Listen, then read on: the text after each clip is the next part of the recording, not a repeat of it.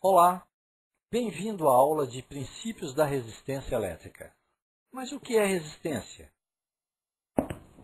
Não é o ato de resistir em algumas situações, de colocar força para impedir outra força?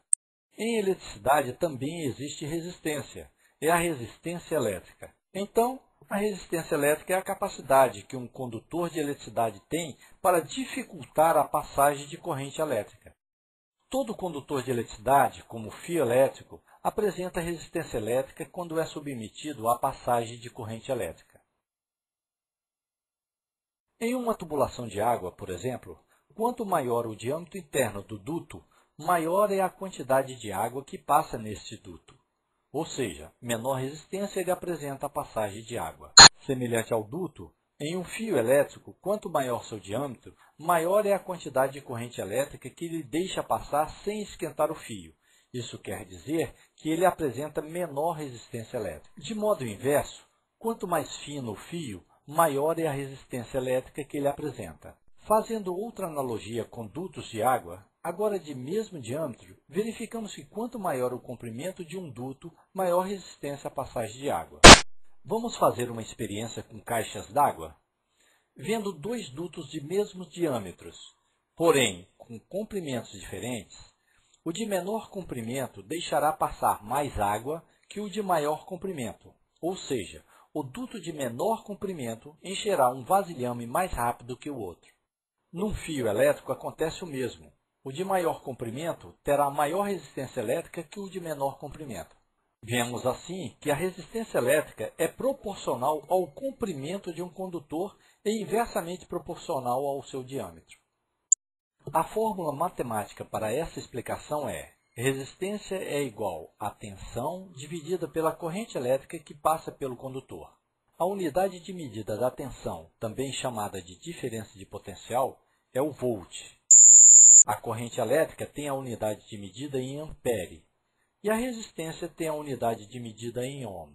Quando as cargas elétricas ou elétrons passam em um fio, eles se chocam nos átomos, que fazem parte do fio, e esses choques se transformam em energia térmica chamada de efeito Joule. Por isso é que o fio do ferro de passar roupa esquenta quando está ligado. Todo fio elétrico esquenta quando passa corrente por ele. Depende apenas da quantidade de corrente que está passando e da resistência do fio.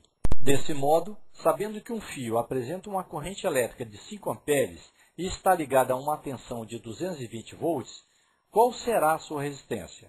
É a tensão de 220 volts dividida pela intensidade da corrente de 5 amperes, ou seja, esse ferro tem 44 ohms de resistência. Normalmente, os fios das instalações elétricas de nossas casas têm uma resistência muito baixa, tão baixa que as desprezamos nos cálculos.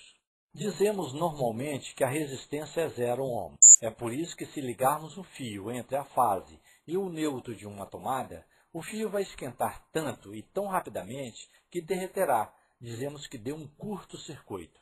E se calcularmos uma corrente elétrica de um fio ligado em uma tomada de 110 volts com resistência de fio igual a 0 ohm, podemos concluir que a corrente elétrica é tão grande que tende ao infinito.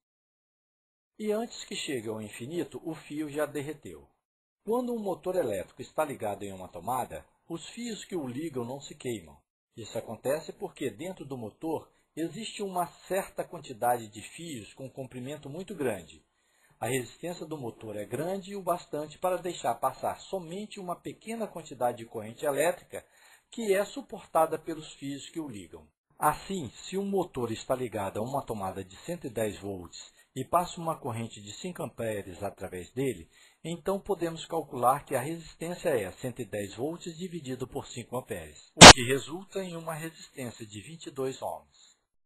Isso quer dizer que, considerando que os fios que ligam o motor tenham 0 ohm, então o circuito que liga o motor tem uma resistência de 22 ohms. Vamos a outro exemplo? Suponhamos que uma lâmpada esteja ligada em uma tomada de 110 volts e passa meio ampere através dela. Isso significa que a lâmpada tem uma resistência de 220 ohms quando acesa. Caso eu queira fazer com que um fio tenha uma resistência elétrica muito grande para que não cause um curto-circuito quando eu ligar a uma tomada, por exemplo, posso usar dois artifícios. A primeira possibilidade é enrolar um fio muito longo em torno de um núcleo isolante para que fique em um tamanho condizente com o ambiente que eu vá usar.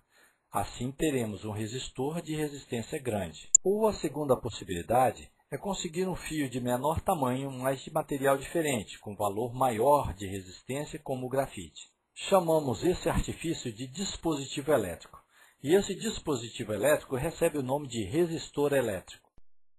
Nossa aula sobre princípio da resistência termina aqui. Até mais!